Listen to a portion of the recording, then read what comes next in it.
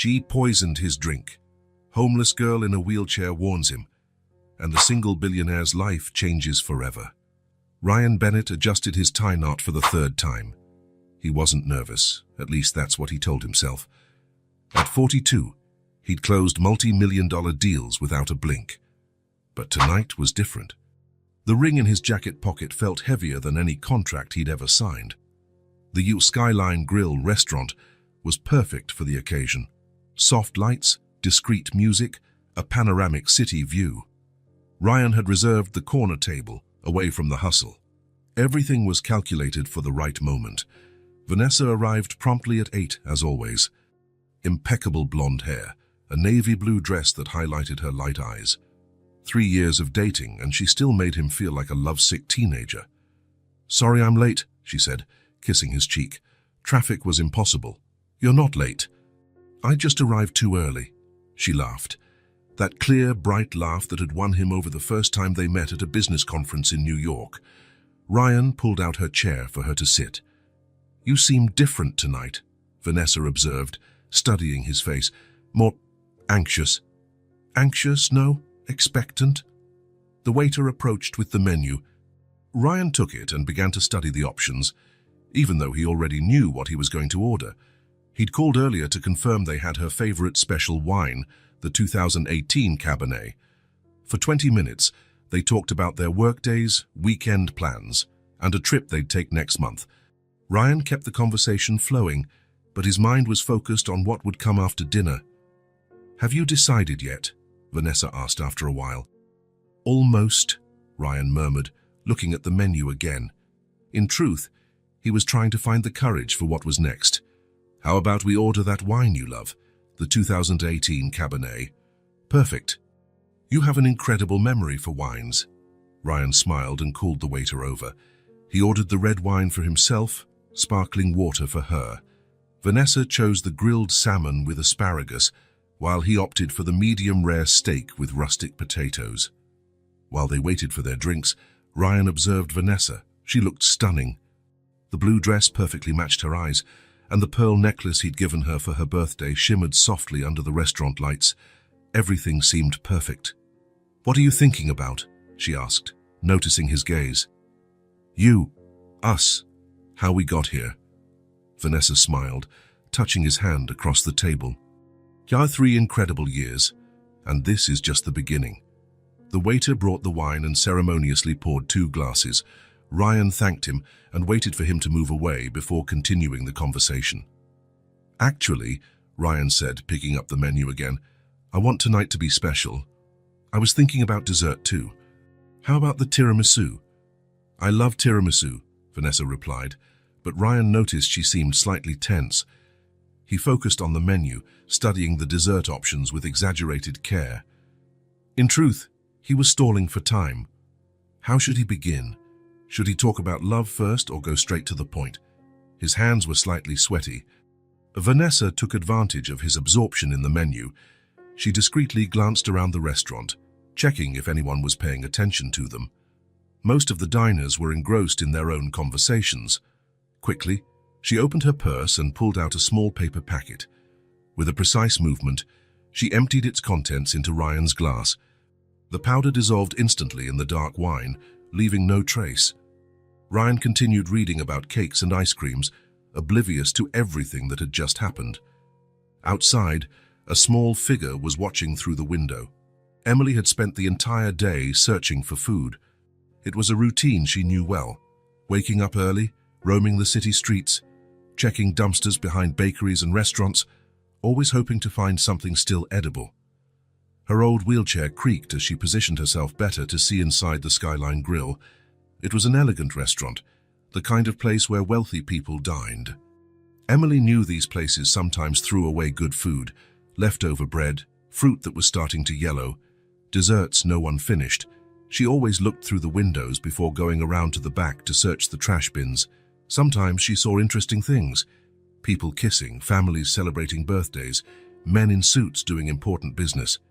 That's when she saw something that made her stop. A man in a dark suit was sitting near the window, focused on what looked like a menu. Across the table, a blonde woman in a blue dress nervously looked around. When she was sure no one was watching, she took something small from her purse and poured it into the man's drink. It was a white powder that disappeared completely in the dark liquid. Emily frowned. That definitely wasn't right. On the streets, she'd learned to recognize when things were wrong. People putting things in other people's drinks was never a good sign. The man kept reading, having no idea what had happened. Emily looked around, searching for someone who could help, but the street was empty. It was up to her or no one. Inside the restaurant, Ryan finally lowered the menu. "All right," he said, smiling at Vanessa. "I think we'll share the tiramisu after all, and maybe some coffee." The waiter brought their main courses. Vanessa's salmon was perfect, golden and seasoned just right. Ryan's steak was exactly how he liked it. They ate, chatting about work, mutual friends, and his plans to renovate his house. Ryan tried to keep the conversation natural, but his nervousness was growing. Several times he touched the pocket where the ring was, checking if it was still there. Vanessa seemed to notice his anxiety and tried to reassure him with smiles and affectionate touches on his hand. "You're very quiet today," she commented after a while. "I'm thinking." "About what?" "The future, about us." Vanessa smiled, but there was something different in her eyes, a restlessness that Ryan couldn't quite identify. When they finished eating, Ryan wiped his hands on the napkin and took a deep breath. It was time. "Vanessa," he began, "these past 3 years have been the best of my life." "Mine too," she replied, but her voice sounded slightly tense. "I never imagined I could be this happy." "You changed everything for me."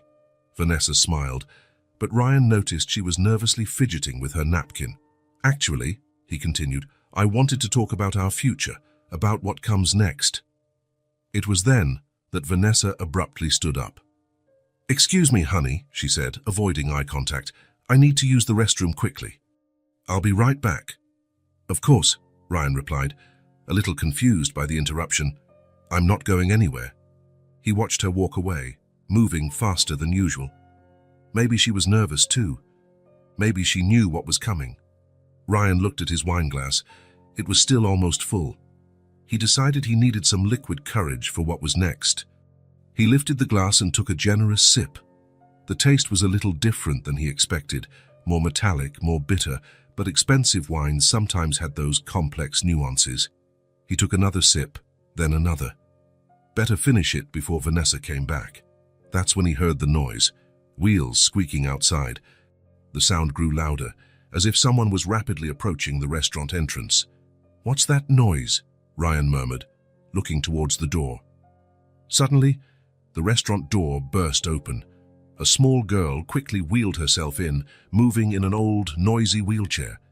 She couldn't have been more than 5 though, her clothes dirty and crumpled, and an urgent expression on her face. "Don't drink it. She put something in your drink." The child's voice echoed through the elegant restaurant like an alarm. All the diners turned to look, some with expressions of shock, others of irritation. Waiters stopped what they were doing. The maitre d' started moving quickly towards the girl. Ryan looked around, confused. Who was she? The girl was pointing directly at him. But what was she talking about? "It's all right, kiddo," he said, shrugging and forcing a reassuring smile. "Everything's fine here." "No, sir," the child insisted, her voice full of desperation. "I saw from outside. You were looking at the menu and she put something in your drink." Silence fell over the room. The other diners whispered among themselves, some taking photos with their phones. The maitre d' approached the girl, clearly embarrassed and wanting to resolve the situation quickly. Ryan automatically looked at the table. Vanessa's chair was empty. "Where's—" he began to ask, but the question died in his throat. Suddenly, as if someone had flipped a switch, everything changed. An intense, unpleasant tingling sensation took over his tongue, rapidly spreading throughout his mouth. Then came a wave of nausea that hit him like a punch to the stomach, completely taking his breath away. His heart raced. It wasn't nervousness, it was something much worse, something chemical and terrifying. "Apologies for the inconvenience," the maitre d' was saying, trying to calm the situation and maintain the restaurant's elegance. "We'll handle this right away." Ryan tried to respond, but the words came out jumbled, and incomprehensible. The room began to spin violently, as if he were on an uncontrolled carousel. He clutched the table tightly, but his hands trembled uncontrollably. Cold sweat started to trickle down his face. His breathing became shallow and difficult. "Sir, are you all right?" the waiter asked, noticing his extreme pallor and the obvious signs that something was terribly wrong. A sharp pain shot through his chest like a blade. Breathing became even harder, as if someone were squeezing his throat from inside. Ryan looked at his wine glass. It was almost empty. He had drunk almost all of it. The realization hit him like lightning. The girl was right. Someone had put something in his drink, and he had drunk it. Call an ambulance," the girl shouted, her voice cutting through the confused murmuring of the other diners. "He's sick." The maitre d' no longer hesitated. The situation had gone from a simple inconvenience to a real medical emergency. He urgently signaled to an employee, "Call emergency services." "Now!" Ryan tried to stand up, tried to maintain control, but his legs simply wouldn't obey. He fell back into his chair, his entire body trembling. The world around him was becoming blurred and distorted. "Vanessa," he managed to mumble, looking desperately in the direction of the restroom. But deep down, he already knew. She wasn't in the restroom. The girl had said she saw a woman put something in his drink, and Vanessa had left the table with an excuse. The sound of sirens rapidly approached. Paramedics rushed into the restaurant, carrying medical equipment. The place that minutes before was a romantic and elegant setting now looked like a crime scene. "Sir, can you hear me?" one of the paramedics asked, kneeling beside Ryan. "What's your name?" "Ryan Bennett," he managed to whisper through numb lips. "What happened here?" "He drank something he shouldn't have," the girl said before Ryan could try to answer. "The woman he was with put something in his drink when he wasn't looking. I saw everything from the window." The paramedics exchanged worried glances. This wasn't a common illness. "Possible poisoning," one of them said to his colleague, already preparing equipment. "Unstable vital signs. We're taking him now." They efficiently laid him on a stretcher, placed an oxygen mask over his face. Ryan tried to speak, to ask about Vanessa, about the girl, about what was happening to him, but the words simply wouldn't come out anymore. "The drink," he managed to mumble through the mask, using his last bit of strength. "Analyze. The drink." "We're already taking care of that," said a police officer who had arrived with the paramedics. "And we'll want to speak with the person who warned him." Ryan looked at the girl one last time before being wheeled out. She watched him with genuine concern, her small hands clutching the worn arms of her wheelchair, a child he had never seen before, who had risked everything to save him. "Thank you," he managed to whisper, hoping she understood. She nodded, serious and solemn as an adult. "It's going to be okay," she said. "The doctors will take care of you." As he was carried out of the restaurant, Ryan saw through his blurred vision 2 police officers talking intensely with the maitre d'. One of them held his wine glass in a clear plastic bag. The other was taking notes on a pad, asking rapid questions of the staff. On the way to the hospital, as the ambulance cut through traffic with sirens blaring, Ryan tried to organize his thoughts through the chemical fog that clouded his mind. The puzzle pieces were falling into place in a terrible way. Vanessa had arrived on time. As always, she seemed normal, even happy. But there was something different about her today, a tension he had noticed but ignored.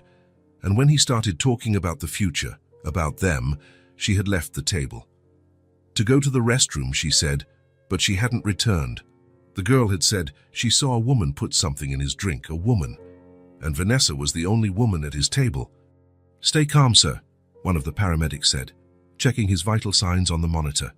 "We're almost there. You're going to be okay." But Ryan wasn't sure if he would ever be okay again. Not after this. The hospital appeared ahead, a fortress of white lights cutting through the darkness of the night. Ryan was taken directly to the emergency room, where a full medical team was already waiting for him. The engagement ring was still in his jacket pocket, which now hung on a hanger beside his hospital bed. 3 years of relationship, of plans, of shared dreams. And it had all crumbled in a matter of minutes, saved only by the desperate shout of an unknown little girl. Ryan closed his eyes as the doctors worked around him, trying to save his life. When morning came, if it came for him, everything would be different. Ryan signed the discharge papers with a hand that was still slightly trembling. 3 days in the hospital had been enough to clear the toxin from his system, but not to erase the memories of what had happened. The doctor repeated the instructions a second time: rest, medication as prescribed, and immediate return if he felt any strange symptoms. "You were very lucky, Mr. Bennett," Dr. Martinez said, flipping through the results of the latest tests. "This substance we found is rare, expensive, and extremely dangerous. It's not something you buy just anywhere." "Where could it have come from?" Ryan asked, though he already knew there wouldn't be a simple answer. The doctor shook his head gravely. "It's not something found in pharmacies. Someone had to specifically seek it out, and they knew exactly what they were doing." The words echoed in Ryan's mind all the way home. Vanessa hadn't acted on impulse or momentary anger. This was planned, calculated, executed with surgical precision. How long had she been thinking about it? Weeks, months. His apartment was exactly as he had left it on that fateful night. The suit he planned to wear to propose to Vanessa was still hanging on the bedroom chair.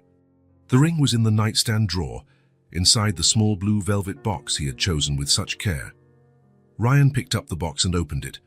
The diamond sparkled under the bedroom light, perfect and utterly useless. 3 months' salary invested in a future that never existed. He closed the box with a dry snap and put it back in the drawer. The police had been in his hospital room twice. Detective Miller was a middle-aged man, grey-haired with tired eyes that had seen too much. He asked direct questions about Vanessa, about their relationship, about possible motives for what had happened. "Did you two have any recent fights?" Miller asked during the first visit. "No, everything was normal." "At least I thought it was financial problems. Did she have access to your accounts?" "No, our finances were completely separate. She had a good job, earned well." "Mutual enemies? Anyone who might want to harm both of you?"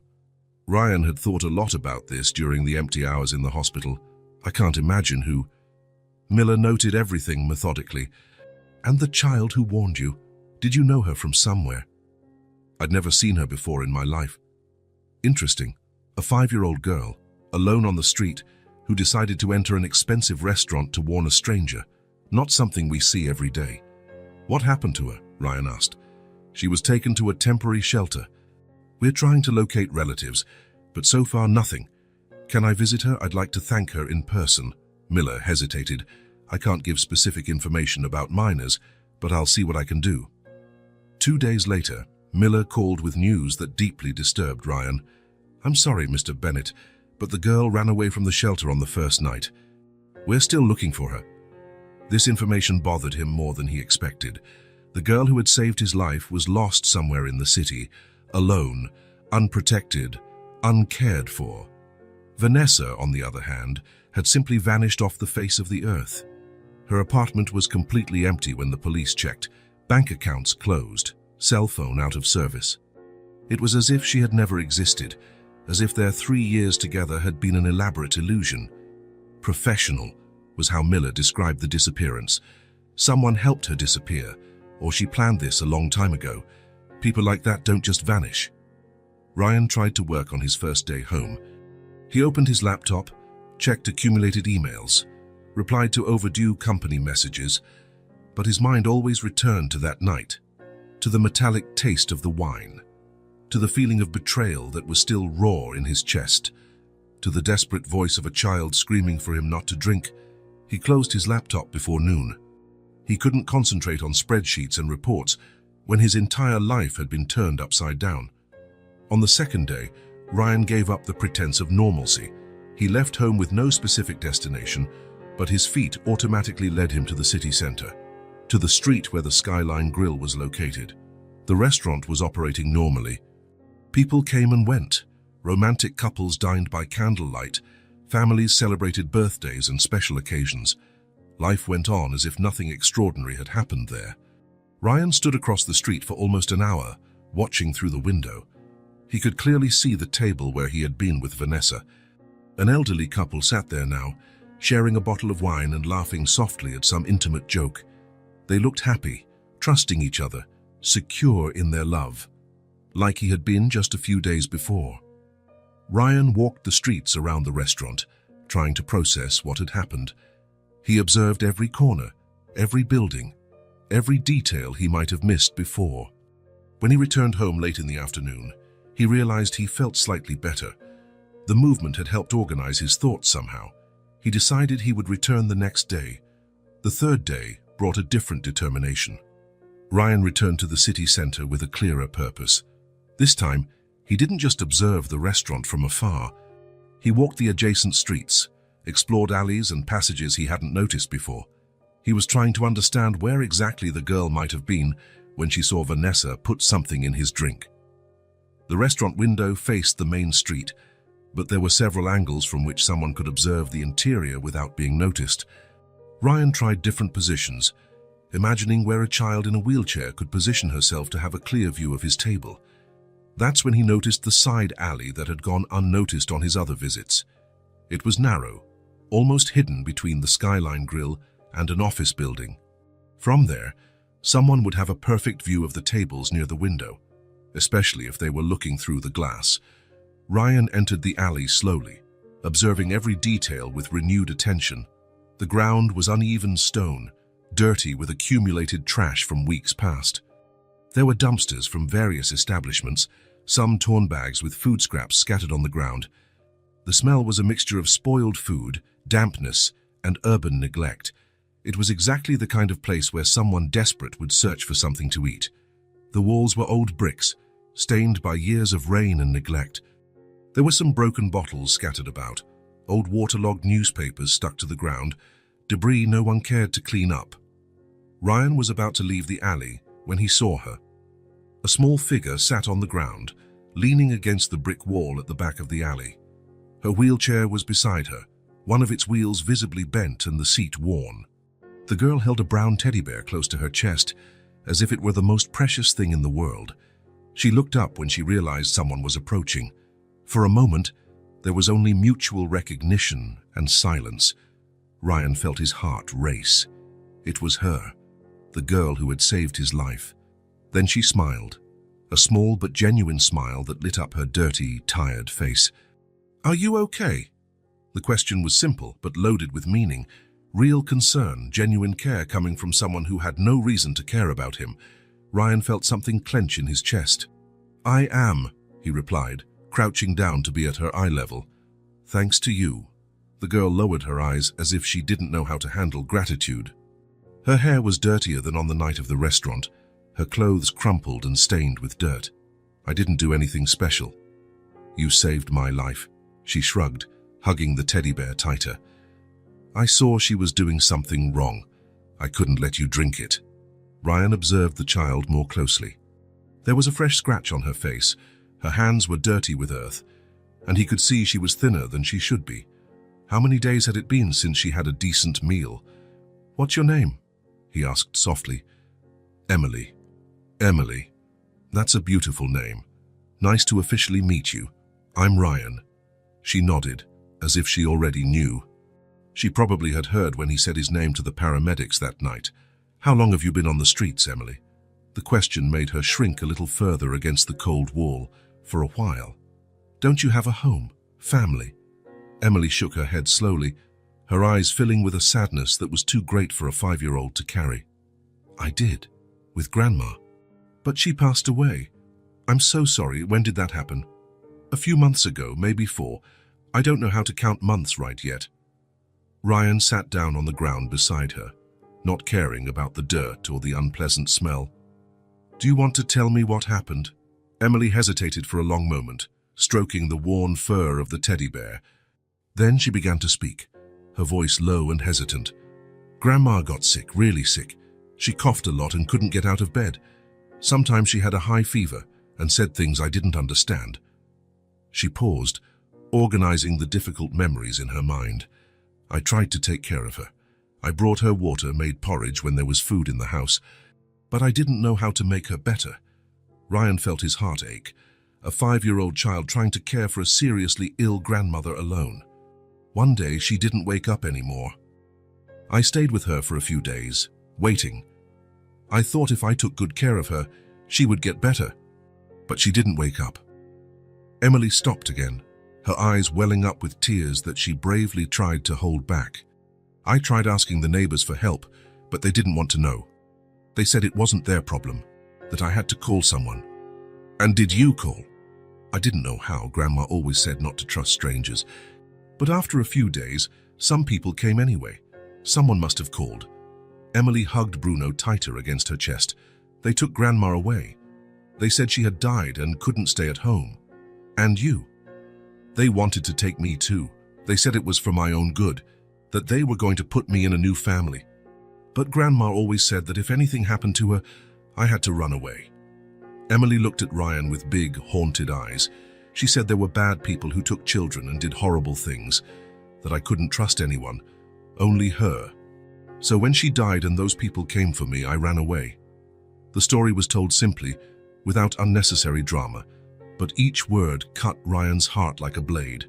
A 5-year-old child, alone in the world, living on the streets because she was afraid to ask for help. How do you get food? I look in restaurant dumpsters. Sometimes people throw away good food. And there's a lady at the bakery on Elm Street who gives me stale bread when there's extra. And where do you sleep? Emily pointed in different directions. Depends on the day. Under the bridge when it's raining hard. In the park when it's warm and the security guards aren't around. Here in the alley when I want to be near restaurants. Ryan looked around the dirty, damp alley. A child sleeping there. A child with a disability. Alone and vulnerable. At the mercy of any ill-intentioned person. Emily, you know you saved me that night, right? She nodded shyly. How you saw what was happening and decided to warn me, even knowing you could get into trouble. I don't like it when people do bad things, she said simply. Grandma taught me that you always have to help when someone's in danger. Your grandma was right about that. You are very brave. Emily shook her head vigorously. No, I'm not. I'm afraid of a lot of things. I'm afraid of strangers, of loud noises, of being alone in the dark. Courage isn't about not being afraid, Emily. Courage is doing the right thing, even when you are afraid. She thought about it for a moment, biting her lower lip. Grandma said something similar. That she was afraid of a lot of things, but she always did what she thought was right for me. Ryan stood up and extended his hand to her. Come with me. Emily hesitated, looking at his outstretched hand with a mixture of hope and distrust. Where? First, let's get some decent food. Are you hungry? Emily's stomach audibly rumbled in response, making her blush with embarrassment. Always, she admitted softly. Then let's fix that. And after we'll talk about some important things.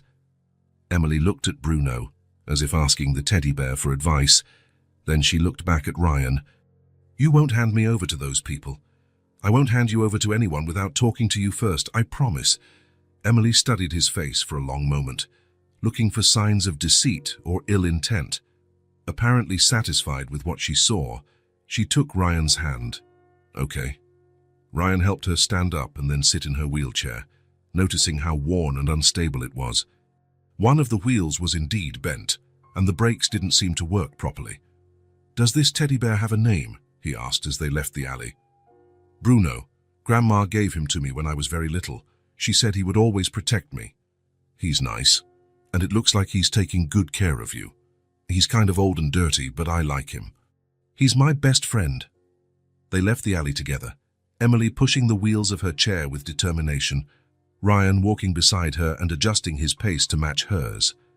Emily, he said when they reached the main street, I want to ask you an important question. You can ask. Ryan stopped and crouched in front of her again, looking directly into her eyes. You saved my life that night. You gave me a second chance when I didn't even know I needed one. Now I want to do something for you too. Emily watched him with curiosity mixed with caution. Do you trust me? Ryan asked. She thought for a long moment, studying his face with the seriousness of someone much older. I think so, she finally said. Then let me take care of you, at least for today. We can start slowly and see how things go. What do you think? Emily hugged Bruno to her chest. You won't send me away later? No, Emily, I won't. What if I do something wrong? What if I break something or talk too loud? Everyone does things wrong sometimes. That's part of being human. It doesn't mean we'll give up on each other. Emily looked at him for another moment, then smiled. This time, a bigger, more confident smile that completely transformed her face. Okay, Ryan smiled back, feeling something warm in his chest. For the first time since the night at the restaurant, he felt that something good could come out of this terrible situation. Then let's start. Do you like hamburgers? Emily's eyes lit up like stars. I've never had a real hamburger. I only saw them in commercials. Then today is definitely your lucky day.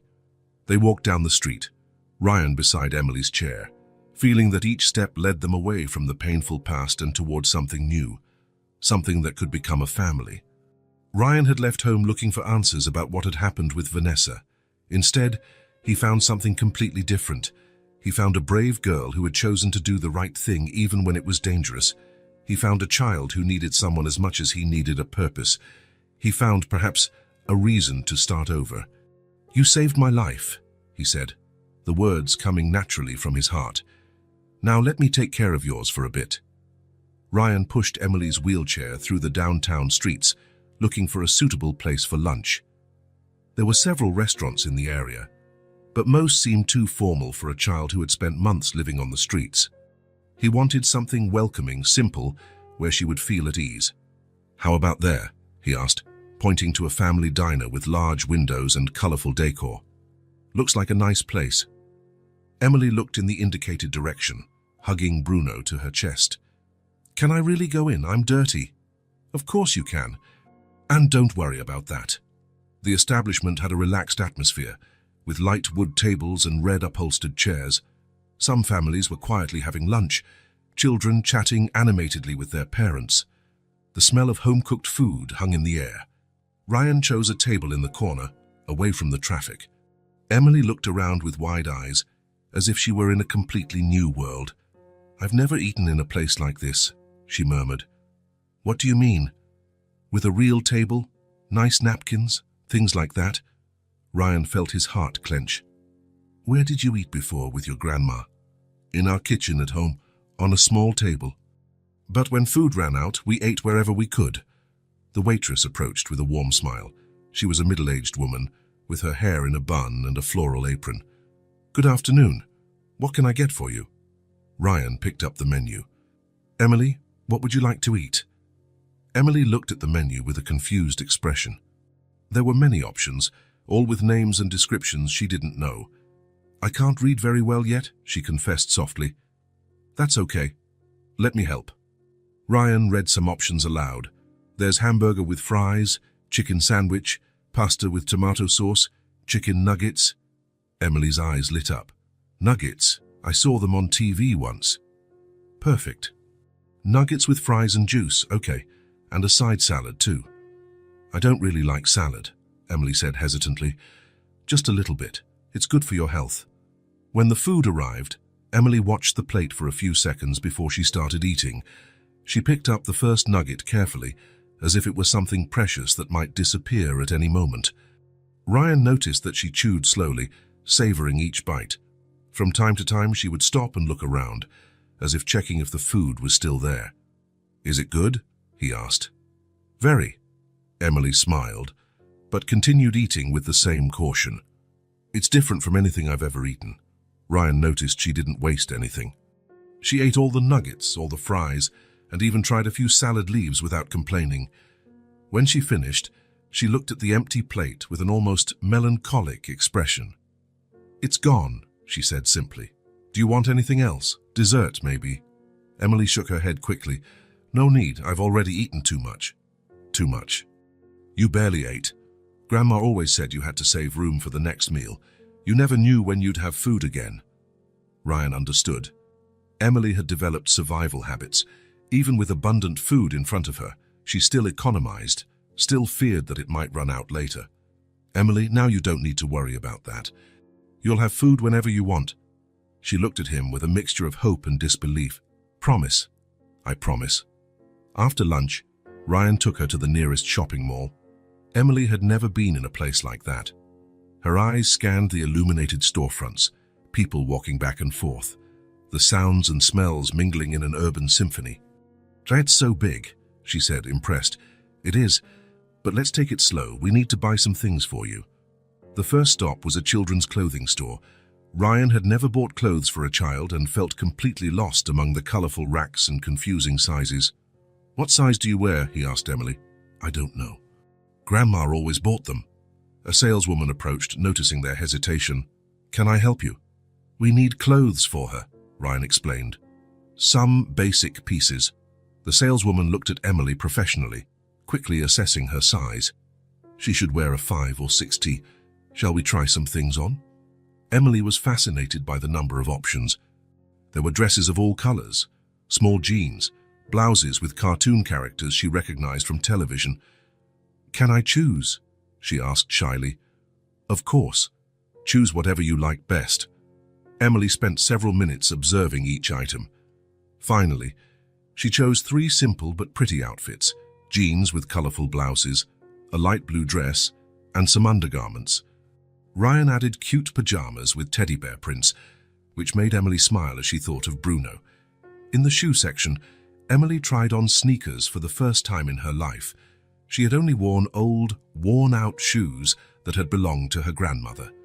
"How do they feel?" Ryan asked. Emily took a few experimental steps, still sitting in her chair. "They're so soft. They feel like clouds on my feet." They chose 2 pairs, pink sneakers for everyday wear and a more durable pair for playing. The next stop was the backpack and accessories section. Emily chose a small, pink backpack with purple accents. Ryan added hygiene items: a child's toothbrush, strawberry-flavored toothpaste, mild shampoo, liquid soap. "And now," Ryan said, "let's choose something special." They went to the toy section. Emily had never seen so many toys together. There were dolls of all kinds, games, puzzles, colorful books. "You can choose a doll," Ryan said. Emily slowly walked through the section, observing each option. Some dolls were very elaborate, with long hair and elegant dresses. Others were simpler but still beautiful. Finally, she stopped in front of a doll with brown hair and a simple dress, who held a small teddy bear. "This one," she said decisively. "Why this one?" "She has a teddy bear too. That way she'll understand, Bruno." Ryan smiled. Even when choosing something for herself, Emily thought of not leaving Bruno out. At the checkout, while Ryan paid for the purchases, Emily watched all the bags pile up. There were many: clothes, shoes, hygiene products, the new doll, more things than she had owned in her entire life. "Is it all mine?" she asked when they left the store. "All yours." Emily held the handles of some bags, even though Ryan carried most of them. She clutched the bags to herself as if they were priceless treasures. "I've never had so many things," she murmured. "They're yours. No one will take them from you." On the way to the apartment, Emily didn't let go of the bags. Even when Ryan offered to carry everything, she insisted on holding at least a few. "They're mine," she explained. "You always want to carry them." Ryan understood.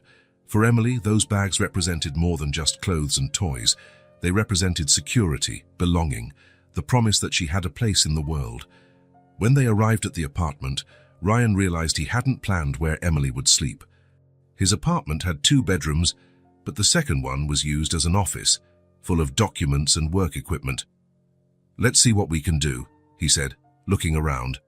Emily followed him, observing each room with curiosity. The apartment was modern and well-organized, very different from the simple house where she had lived with her grandmother. "It's big," she commented.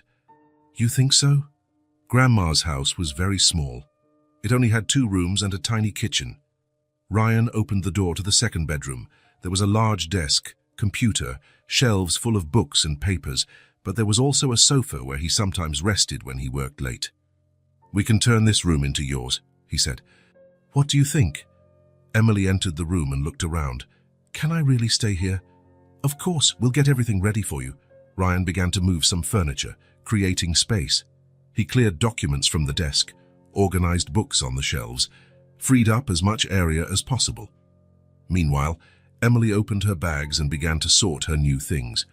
She carefully folded her clothes, organized her hygiene products, placed the new doll next to Bruno. "She needs a name," Emily said, holding the doll. "What name do you want to give her?" Emily thought for a moment. "Luna. Because she has moon-colored hair. Luna is a beautiful name." Ryan went to his bedroom and brought clean sheets, extra pillows, and a soft blanket. He made up the sofa as a temporary bed, ensuring it was comfortable. He searched his cupboards and found a small lamp he no longer used. He placed it on the table next to the sofa, creating a soft, inviting light. "There," he said, observing the result. "Your room." Emily looked around, amazed. There was a space just for her, with her things organized, a soft bed, her own light. It was simple, but it was hers. "It's perfect," she said, her voice full of emotion. Night fell as they organized the room. Ryan prepared a simple dinner, pasta with tomato sauce and cheese, something Emily could easily eat. During dinner, Emily told him about some places where she had slept on the streets, under awnings, on park benches, in dark alleys. Ryan listened with a heavy heart, imagining such a small child facing all those difficulties alone. "But now it's over," he said. "You won't sleep on the street ever again." "Promise?" "I promise." After dinner, Ryan helped Emily get ready for bed. She took a warm bath, put on one of her new pajamas, and brushed her teeth with the colorful toothbrush they had bought. When she lay down on the improvised bed, she held Bruno with one arm and Luna with the other. "They'll get along," she said, referring to the two teddy bears. "I'm sure they will." Ryan adjusted the blanket, checked if she was comfortable, turned on the bedside lamp, and turned off the main bedroom light. "Ryan," Emily said in the dark. "Yes?" "It's been a long time since anyone told me good night." The phrase cut Ryan's heart. A 5-year-old child who had gone months without anyone to wish her good night, without anyone to worry if she was safe and warm. He approached the bed and knelt beside it. "Good night, Emily," he said softly. "You're home now." Emily smiled in the dark, clutching Bruno and Luna to her. "Good night, Ryan." "Thank you for everything." Ryan left the room, leaving the door ajar, in case she needed anything during the night. In the hallway, he paused for a moment to process what had happened. In just a few hours, his life had completely changed. He had left home that morning looking for answers about Vanessa. Instead, he found Emily, a brave girl who needed a home as much as he needed a purpose. He looked at the ajar door of the room where Emily slept. For the first time in days, he felt he was doing something right, something that truly mattered. For the first time since the night at the restaurant, Ryan went to sleep with a peaceful heart. Ryan woke up earlier than usual, around 6 in the morning. The apartment was silent, but there was something different in the air. A new presence, a responsibility he hadn't had since living alone. Emily was sleeping in the next room, and for the first time in weeks, he had a concrete reason to get out of bed. He walked through the kitchen, trying not to make noise, thinking about what to prepare for breakfast. His refrigerator was typical of a bachelor. Some leftovers, eggs, milk, fruits. He'd bought more out of obligation than a real desire to eat. But now he had Emily to feed. He decided to make pancakes. He'd seen the recipe online a few times. It seemed simple enough. He mixed flour, eggs, milk, and a pinch of sugar, trying to remember the correct proportions. The batter turned out a little thick, but it would do. While the first pancake browned on the griddle, Ryan cut fresh fruit, strawberries, bananas, some grapes. He squeezed oranges to make fresh juice. He wanted Emily's first morning in his home to be special. "It's good morning," the soft voice came from the kitchen doorway. Emily was standing there, still in her pajamas, clutching Bruno to her chest. Her hair was messy from sleep, but she looked rested. "Good morning, Emily. Did you sleep well?" "Very well. The bed is soft." She observed the kitchen, the smell of pancakes in the air. "Are you cooking?" "Trying to." "I hope you like pancakes." Emily approached the table, where Ryan had placed the plates and glasses. "I've never had a real pancake, only saw them on TV." "Then today is a day to try new things." Ryan served the still warm pancakes, drizzled honey over them, and placed the fruit on the side. The orange juice was fresh, and he had prepared milk in case she wanted it. Emily climbed onto the chair and watched the plate with admiration. "It looks like movie food." You can eat. It's warm. She cut a small piece of pancake and tasted it. Her eyes immediately lit up. It's sweet and soft. Did you like it? Very much. Emily ate with more enthusiasm than the day before, but still carefully. Grandma tried to make pancakes sometimes, but they never turned out like this. Ryan sat on the other side of the table with his own plate. Tell me more about yourself, Emily. What do you like? Emily thought as she chewed. I like to draw. Grandma always saved paper for me. Sometimes I drew on the wall when I didn't have paper. What kind of things do you draw? Houses. I always draw houses. Big houses, with gardens, with many windows. She paused, as if remembering something sad. Grandma used to say we'd live in a house like that someday. Ryan felt his heart clench. And what else do you like? Rain. I like when it rains because the sound is pretty, and the street smells nice. And what don't you like? Emily made a face. Plain milk. It's too white and tastes like nothing, and loud noises, like trucks and people yelling. Ryan offered milk to go with the pancakes, but Emily shook her head quickly. Just the juice, please. No problem. They ate in comfortable silence. Emily tried all the fruits, commenting on each one. The strawberries were sweet. The grapes were too small. The bananas were perfect to mix with the pancake. Ryan, she said after a while, can I ask you something? Of course. Why are you doing this? Taking care of me. The question caught Ryan off guard. He stopped eating and looked at Emily, trying to find the right words. Because you saved me, and because I think everyone deserves to have someone who cares. But you didn't even know me. Sometimes the best things happen with people we don't know. Emily nodded, as if she understood the logic perfectly. After breakfast, while Emily played in the living room with Luna and Bruno, Ryan took the opportunity to observe her more closely. That's when he noticed the condition of her wheelchair. The wheels were unevenly worn, one of them clearly bent. The seat was torn in some places, and the brakes didn't work properly. The frame made noise with every movement, as if it was about to break. Ryan approached discreetly. Emily, how long have you had this chair? Grandma got it when I was very little. About 3 years, I think. Does it bother you? Emily shrugged. Sometimes a wheel gets stuck and I have to shake it loose. But it's fine. Ryan decided at that moment that Emily needed a new chair.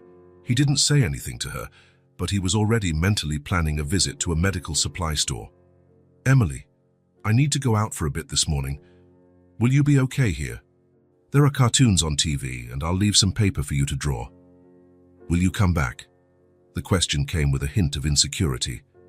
Of course I will. I'm just going to take care of some things and I'll be right back. Can I come with you? Ryan hesitated. He wanted the new chair to be a surprise. Tice, not today, but I promise next time you can come with me. Emily agreed, but Ryan noticed that she watched him from the window until he disappeared from sight. The medical supply store was on the other side of town. Ryan explained the situation to the salesperson, a 5-year-old girl who needed a quality pediatric wheelchair. We have a few models, the salesperson said, showing different options. This one here is highly recommended for children. It has adjustable height, non-slip wheels, secure brakes. Ryan tested the chair, checking every detail. It was modern, comfortable, and seemed much safer than the old one. I'll take this one. Do you need any accessories? Special cushion, back support. Everything necessary to make her comfortable. When Ryan returned home 2 hours later, Emily was in the living room drawing on sheets of paper he had left. She had created several drawings, houses with flowering gardens, trees with branches that looked like hugs, and a small figure in a chair next to a larger figure. What did you draw? He asked. Us, Emily said simply. You and me. Ryan smiled, touched by the simplicity of the gesture. It's beautiful. It was then that he brought the new chair from the garage. Emily had her back to him, concentrated on a new drawing, when she heard the sound of the wheels. She turned and froze. The chair was light blue, with white wheels and silver accents.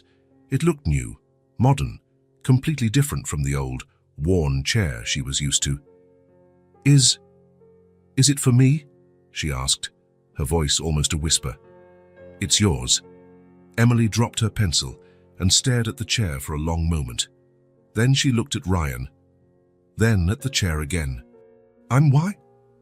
"Because your old one was broken, and because you deserve good things." Emily slowly moved from her old chair to the new one. She tested the brakes, spun the wheels, adjusted the position. Everything worked perfectly. Then, without saying a word, she opened her arms and hugged Ryan with a strength he didn't expect from such a small child. It was a long, silent hug, filled with gratitude that words couldn't express. "Thank you," she whispered against his shoulder. "You're welcome, Emily." They stayed like that for several minutes, Emily clutching Ryan's neck, him feeling the weight of responsibility and the affection that was growing between them. In the days that followed, Emily and Ryan established a natural and comfortable routine. Emily woke up early. Ryan prepared breakfast. They talked about dreams she had had, about plans for the day, about small things that gained importance when shared. During the day, while Ryan worked from home, Emily drew.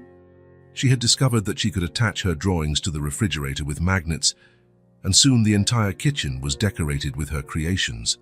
Colorful houses, giant trees, smiling people, fantastic animals. "Can I draw on the wall?" she asked one day. "On the wall? Just a little. I promise it'll be pretty." Ryan looked at the white, lifeless walls of the apartment. "How about we start with one wall in your room?" Emily's eyes lit up. "Can I really?" "You can." She started with small flowers around the bed. Then she added butterflies, clouds, a smiling sun in the upper corner. In a few days, the room had transformed into an enchanted garden. At night, Ryan read stories to Emily. He had bought several children's books, from classic fairy tales to modern stories about friendship and adventure. Emily snuggled into bed with Bruno and Luna, listening carefully to every word. Sometimes she asked questions about the characters. Other times she just listened in silence, her eyes sparkling with imagination. "Ryan," she said one night, "can you make up a story? Make one up. A story about us. About a man who finds a little girl." Ryan thought for a moment. "Once upon a time, there was a man who lived alone in a big, silent house. He had everything he needed, but he felt like something was missing. What was missing? He didn't know. Until one day he met a very brave little girl who saw things adults couldn't see. And then what? Then they discovered that what was missing in each of their lives was the other's company." Emily smiled. "I like that story." "Me too." Weeks passed quickly. Emily adapted to life in the apartment as if she had always lived there. She learned to use simple appliances, organized her drawings in folders Ryan had bought, and helped prepare simple meals. More importantly, she started talking more. She told him about strange dreams, about things she remembered from life with her grandmother, about plans she had for when she grew up. "I want to be an artist," she said one day, while drawing a colorful castle. "And I want to live in a house with a huge garden. I'm sure you will achieve that." Ryan also changed. His days gained purpose and structure. He woke up thinking about Emily's breakfast, went to sleep checking if she was covered and safe. Work remained important, but it was no longer the only thing in his life. One day, his friend Mark came to visit him. They had been college classmates and kept in regular contact, meeting for dinner once a month. Mark observed the drawings on the refrigerator, the organized toys in the living room, the completely different atmosphere of the apartment. "Ryan, man, what happened here?" "What do you mean?" "Your place turned into a kindergarten." Ryan laughed. "More or less." Emily was in her room, drawing, but Ryan could hear the soft whirring of her wheelchair as she moved. "Is that the girl who saved you?" Mark asked. "It is, and now she lives here." "She does." Mark sat on the couch trying to process the information. "Ryan, you barely know this kid. You don't know anything about her family, about the legal situation. I know she had nowhere to go, and I know she needed someone. But what about you? Your life, your plans?" Ryan looked towards Emily's room, where he could hear her quietly talking to Luna and Bruno. "Mark," he said after a moment, "I spent years thinking I knew what I wanted in life. Work, money, relationships, marriage. I had it all planned. And now Now I understand I was living an empty life. Emily showed me what truly matters. Mark frowned. How so? Ryan stood up and walked to the window. I thought I was saving a child, but it's me who's being saved. Saved from what? From a meaningless life, from waking up every day without a real reason to get out of bed.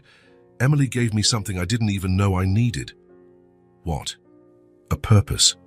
Someone who needs me not out of self-interest, but out of genuine love. Someone who sees me for who I really am and still wants to be around. Mark was silent for a moment. What if social services find out? What if some relative shows up? We'll deal with it when it happens. For now, she's safe, fed, happy. That's what matters. And Vanessa? And everything that happened? Ryan thought of his ex-fiancée who had tried to poison him. The pain and anger had subsided over time, replaced by a strange sense of gratitude. If Vanessa hadn't done what she did, I never would have found Emily. In a twisted way, she gave me the greatest gift of my life. Mark shook his head, impressed. I've changed, man. For the better. Definitely for the better. I've never seen you so at peace. That night, after Mark left and Emily was asleep, Ryan sat on the apartment balcony, thinking about their conversation. It was true.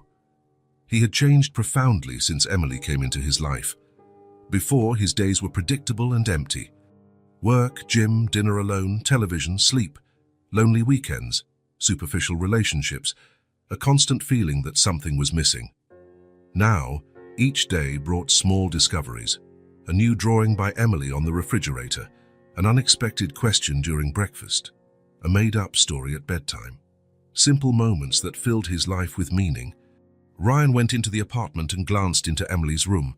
She was sleeping soundly. Bruno and Luna snuggled beside her. The bedside lamp cast a soft glow on the walls decorated with her drawings.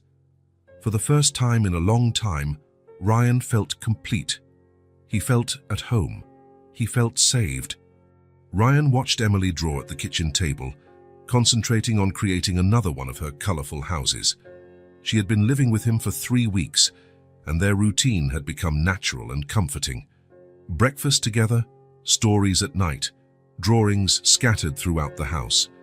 But there was something that still bothered him, an unresolved issue that weighed on his mind every night before bed. Vanessa. Why had she done that? What had transformed him, in her eyes, into someone who deserved to die? The question haunted him not out of anger or a desire for revenge, but from a deep need to understand, to close that dark chapter of his life once and for all.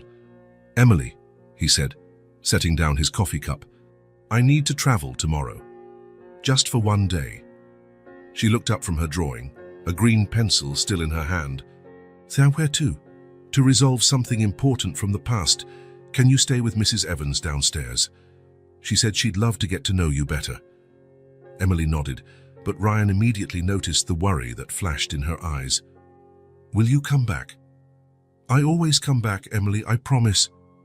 What if something bad happens? Ryan knelt beside her chair. So nothing bad will happen. It's just a conversation I need to have. A conversation that will help me find peace. The next morning, Ryan called the private investigator he had hired a week earlier. Robert Davis was an experienced man, a former police officer, recommended by a lawyer Ryan knew from the business world. I found her, Davis said over the phone, his voice deep and professional. Vanessa Santos is living in Portland, about a 3-hour drive from here, small apartment downtown, works part-time at a coffee shop, very low-key life. Are you absolutely sure it's her? Without a shadow of a doubt. I sent the photos you asked for by email. I can accompany you if you want. No, thank you. This is something I need to do alone. Ryan hung up and opened the email with the photographs. It was definitely Vanessa, but an almost unrecognizable version of the elegant woman he had known. Darker hair, cut short, simple, unstylish clothes, an almost deliberately ordinary appearance, as if she were trying to hide from the world. What's the exact address? Ryan typed. 247 Oak Street, apartment 3B. Ryan, are you sure you want to do this? This woman tried to kill you. It could be dangerous. I'm sure, and it's not dangerous. I just need answers. The drive to Portland seemed longer than it actually was. Ryan drove in silence, watching the landscape gradually change from suburban to rural and then urban again. Throughout the journey, he mentally rehearsed what he would say, how he would react, what questions were truly important. He didn't want confrontation or unnecessary drama. He didn't want to yell or accuse. He just wanted to understand what had transformed 3 years of seemingly happy relationship into an attempted murder. Oak Street was in a modest neighborhood in Portland, with old but well-maintained buildings, mature trees on the sidewalks, and a quiet working-class atmosphere. Number 247 was a 3-story building, with faded paint but a solid structure. The kind of place where people live simple, discreet lives. Ryan parked across the street and observed the building for a few minutes. He didn't know if Vanessa was home, if she would recognize him immediately, if she would try to flee out the back door as she had at the restaurant. He took a deep breath, crossed the street and entered the building. The hallway smelled of cleaning products and was dimly lit. He went up to the 3rd floor, his steps echoing on the wooden stairs. He stopped in front of apartment 3B and stood there for almost a minute, listening to the normal sounds of a residential building. Televisions on muffled conversations, the distant clatter of someone cooking. Finally, he knocked on the door. Slow footsteps approached from the other side. A hesitant and clearly nervous voice asked, "Who is it?" "Ryan." The silence that followed lasted almost a full minute. Ryan could imagine Vanessa on the other side of the door, paralyzed, deciding whether to flee or face the situation. Then, the sound of several locks being undone. The door opened just a few inches, held by a security chain. Vanessa appeared in the crack, and her eyes widened when she saw him. Even expecting this moment, she seemed genuinely shocked. "How did you find me? Does it really matter now?" She stood still, clearly conflicted between slamming the door in his face and facing a conversation she probably knew was inevitable. "What do you want?" "To talk. 5 minutes. Then I'll leave and you'll never see me again. I'll scream, I'll call the police. I'm not going to hurt you, Vanessa. You know that. I just want to understand why you did what you did." She watched him through the crack for a long moment, studying his expression, looking for signs of anger or violence. Apparently satisfied with what she saw, she closed the door, removed the chain, and opened it completely. The apartment was small and Spartan. Basic, cheap furniture, undecorated walls, a sense of temporariness, as if she were ready to pack up and disappear again at any moment. Vanessa was visibly different from the woman he had known. Thinner, dull hair, simple and clearly worn clothes, but her eyes were the same. Still beautiful, still expressive, but now filled with something Ryan couldn't quite identify. Guilt. Fear, regret. "Sit," she said, pointing to an old wooden chair.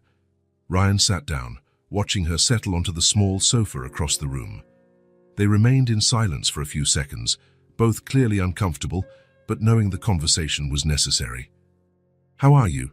she finally asked, her voice almost a whisper. "Alive." "No thanks to you." Vanessa lowered her eyes, her hands clasped in her lap. "I know." "Why, Vanessa? 3 years together. 3 years that felt real, happy. I was going to propose to you that night. Why did you try to kill me?" She took a long time to answer, as if she was organizing thoughts and memories she had carried for months, maybe years. "Do you remember Martin Harris?" she asked, finally looking up. Ryan frowned. The name was vaguely familiar, like something he had heard a long time ago. "Martin Harris, the financial manager I fired about 4 years ago." "My father." The revelation hit Ryan like a punch to the gut. He felt the blood drain from his face. He had no idea of the family connection. "Your father, Vanessa. Why did you never tell me?" "Martin Harris was my father. You fired him without notice, without adequate explanation, after 15 years of loyal service to your company." Ryan tried to remember the specific details of the case. Martin Harris had been caught diverting funds from client accounts. They weren't huge amounts, but it was a serious crime that, by company policy, required immediate dismissal and possible criminal prosecution. "Vanessa, your father was stealing from the company. There was no choice." "Stealing?" she laughed, but it was a bitter, joyless laugh. "He was borrowing." He was going to return every penny as soon as he could sort things out. Borrowing Vanessa, he forged documents, created phantom accounts, moved money without authorization. My mother was dying of cancer. Her voice rose for the first time. The company's health plan didn't cover the experimental treatment she needed. He was desperate, trying to save the life of the woman he had loved for 25 years. Ryan felt the weight of the revelation like a stone in his chest. I didn't know about your mother. Nobody told me about his family situation. Of course you didn't. You didn't even ask. You didn't want to hear explanations. You simply fired him, said you would sue him for embezzlement, and completely destroyed his reputation in the market. Vanessa stood up and walked to the small window that overlooked the street. After you fired him and spread the word about what he had done, no one else wanted to hire him. 15 years of impeccable career ended overnight. He became a pariah in the financial market. And then what happened? Then he started to get sick. Deep depression, high blood pressure, heart problems caused by stress. My mother died 6 months later because we couldn't afford the treatment that might have saved her. My father died a year later. A massive heart attack at 52. Ryan remained silent, processing all the information, trying to reconcile the version of events he knew with this new perspective. My entire family crumbled because of your decisions, Vanessa continued, still with her back to him. We lost our house, our cars, our life savings. I had to drop out of college in my final year, work any job I could find to pay the hospital bills and then the funerals. Why did you never tell me this? Why didn't you come to me to explain the situation? Vanessa turned to him, and Ryan saw that her eyes were shining with contained tears and repressed anger. Come to you. You, the man who destroyed my family. I spent 2 whole years planning how to get revenge on you, how to make you feel the same pain we felt. And the solution was to pretend to love me. At first, yes, I researched your life, your habits, your tastes. I carefully planned how to enter your life. I entered your life to take from you exactly what you took from us. Money, security, future, peace. But 3 years, Vanessa. 3 whole years pretending to love someone you hated. She sat back down, visibly calmer now, as if telling the story had lifted a burden. It wasn't all pretense, Ryan. I genuinely developed feelings for you. Real feelings. That made everything much more complicated and painful. Then why did you decide to kill me? Because that night at the restaurant, when you were about to propose to me, I realized I couldn't keep pretending to be someone I wasn't. And I also realized I could never truly forgive you for what you did to my family. Ryan looked at her, at the woman he had genuinely loved, who had betrayed his trust in the cruelest and most dangerous way possible. Vanessa, your father committed a crime. I understand his desperation, the impossible situation, but he broke the law and violated the company's trust. And you didn't have an ounce of compassion. You didn't try to understand, didn't give a second chance, didn't offer an alternative. And you thought the solution was to poison me in a restaurant.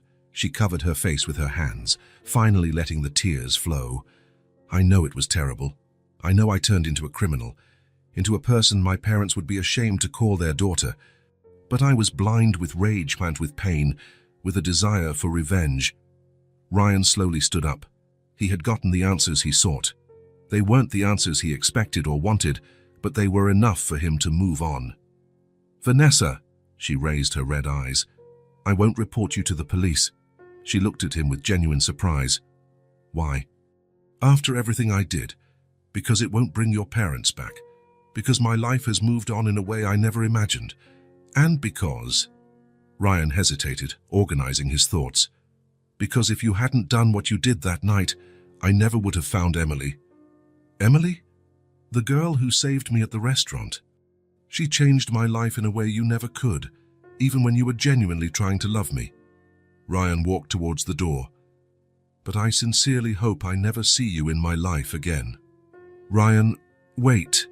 He stopped at the door but didn't turn around. I'm so sorry. For everything. I know it doesn't change anything, but I really am sorry. I'm also sorry about your family, Vanessa. I'm sorry things ended this way. Ryan left the apartment and closed the door behind him. He walked down the stairs slowly, processing the entire conversation, trying to organize his feelings. In the car, he sat for a few minutes before starting the engine. The anger he expected to feel wasn't there. Neither was the feeling of victory or justice. Instead, there was a profound sense of relief, as if a weight he had carried for months had finally been lifted from his shoulders. He wasn't leaving Portland because he had won a confrontation or gotten revenge. He was leaving free from a haunting past, free to fully live the future he was building with Emily. During the drive back, Ryan thought of the girl who was probably at that moment drawing at the kitchen table or talking to Luna and Bruno. He thought of the simple, genuine, and loving life they had built together in just a few weeks. Vanessa had tried to destroy his life, but inadvertently had given him the greatest blessing he could imagine. Ryan drove home, to Emily, to the future. Not because he had one, but because he had closed a chapter that weighed him down. Ryan arrived home late in the afternoon, mentally exhausted from the trip and the confrontation with Vanessa. The conversation had brought the answers he sought, but it had also lifted a weight he hadn't even known he was carrying. Now, climbing the building stairs, he felt truly free for the first time in months. He opened the apartment door and was greeted by the familiar sound of Emily talking softly. She was in the living room, sitting on the floor next to the coffee table, with Luna and Bruno arranged in front of her as if it were a small lesson.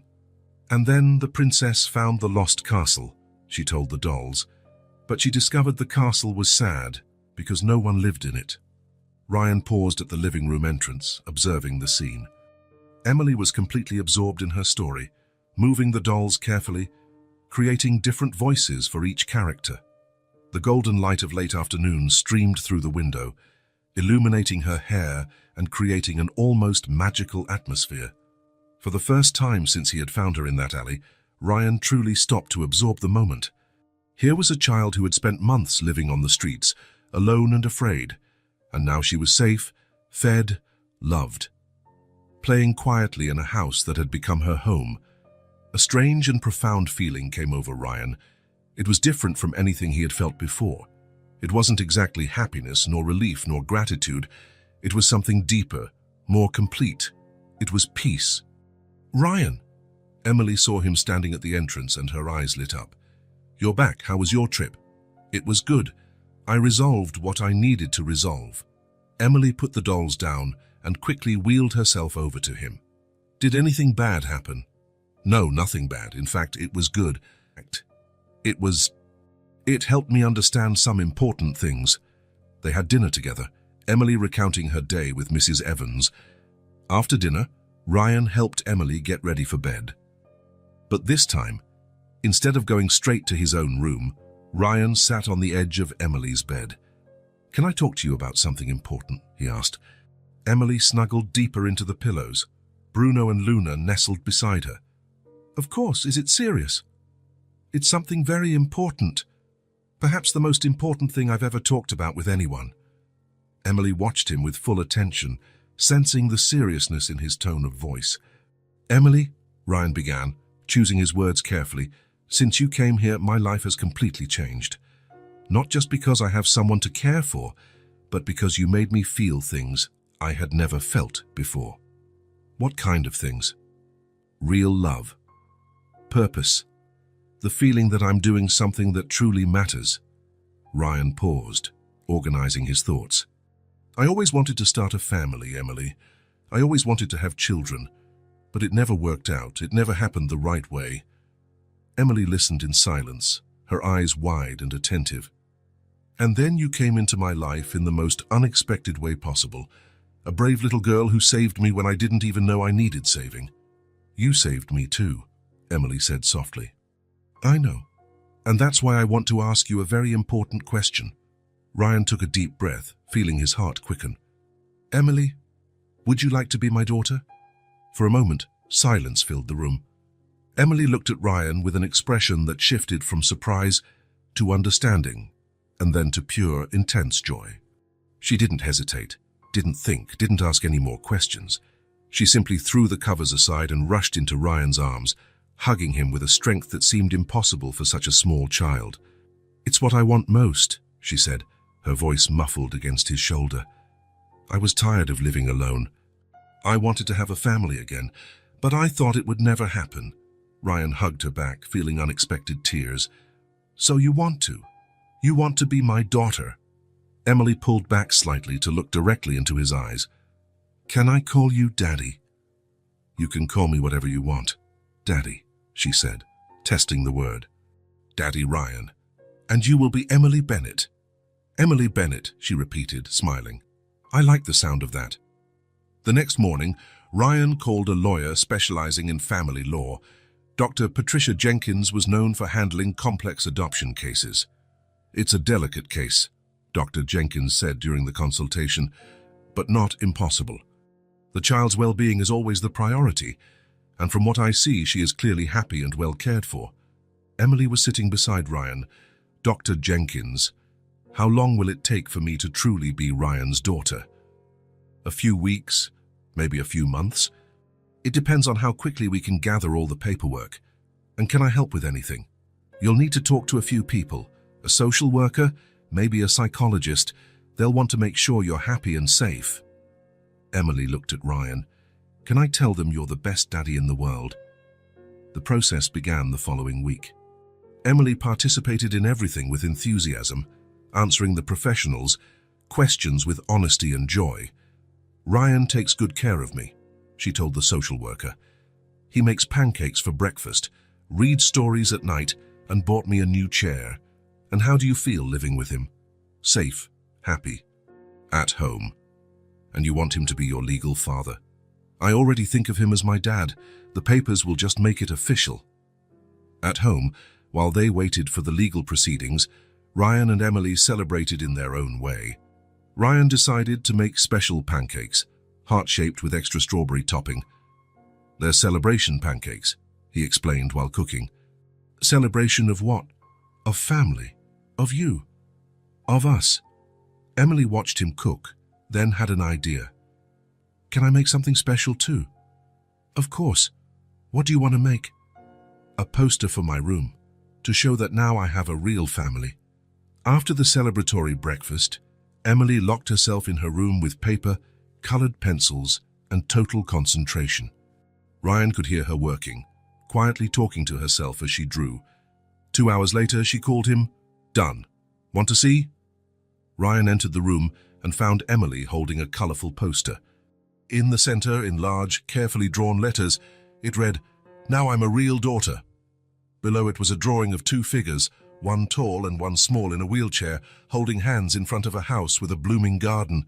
It's beautiful, Emily. Can I hang it on the wall? Of course. It's your room, your home. They hung the poster on the wall next to the bed, right where Emily could see it every morning when she woke up and every night before she went to sleep. The months that followed were filled with adaptation and growth. The adoption process moved slowly, with paperwork, interviews, and regular visits. Emily faced everything with courage, always eager to answer yes. She wanted Ryan to be her father forever. Their routine settled naturally. Ryan adjusted his work to be more present, and Emily developed rapidly, gaining weight, learning new words, and creating increasingly elaborate drawings. One sunny Saturday morning, Ryan decided it was time for a special adventure. Emily, how about we go to the park today? Her eyes lit up. The big park with the playground and the huge trees. That's the one. We can have a picnic. Emily clapped her hands with joy. I'm going to bring Luna and Bruno so they can see the park too. Ryan prepared sandwiches, fruit and juice in a basket, while Emily carefully arranged her dolls.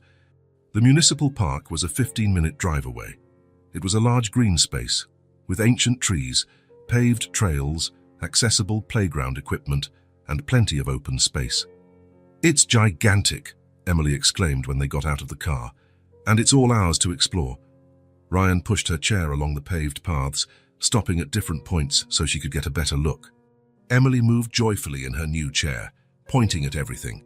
Colorful birds, flowers she didn't know, families picnicking, children playing. Look at those ducks, she shouted, pointing to a small pond. Can I get closer? Of course. They approached the edge of the pond. Emily watched the ducks with fascination, darting her eyes from one animal to another, quietly talking to Luna and Bruno about everything she saw.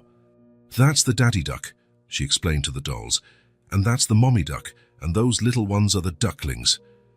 They found a perfect spot for the picnic, a grassy area under a large tree with natural shade and a clear view of the playground. Ryan spread a blanket on the ground and arranged the food. Emily ate with appetite, but couldn't stop looking around. Everything was new and fascinating. Other families were picnicking nearby, children ran and played, teenagers threw a frisbee. "Is this what families do?" she asked. "What do you mean?" "These things, picnics, going to the park, staying together. It's one of the things families do, yes. I like it. I want to do this always." After the picnic, Ryan took her to the playground.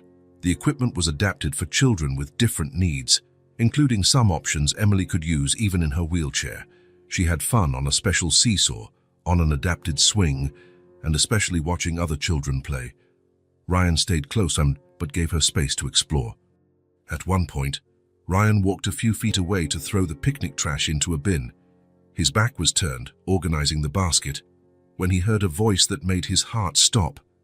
"Daddy, wait for me." Ryan froze. Slowly, he turned around. Emily was a few feet away, moving quickly in her wheelchair towards him. Her eyes shone with joy, a huge smile on her face. She had called him Daddy. Naturally, without thinking, as if it were the most natural thing in the world, Ryan felt something stir in his chest. The smile that started restrained quickly turned into visible emotion. Tears he hadn't expected blurred his vision. He opened his arms. Emily reached him with the speed her chair allowed and threw herself into his arms. Ryan hugged her tightly, feeling that something fundamental had been completed at that moment. "You called me Daddy," he said, his voice choked. "That's what you are," Emily replied simply. "My daddy." They stood there, embracing in the middle of the park. Two people who had met under the most improbable circumstances and who now formed something new and perfect. Family. Not a family created by blood or marriage or social convention. A family created by choice, by love, by a mutual need for belonging. A family forged at the moment a brave little girl shouted to a stranger not to drink, and solidified the moment that same man realized that saving that child was in fact saving himself. Ryan looked at Emily, still in his arms, and saw not just the girl who had saved his life, but his daughter, his family, his future.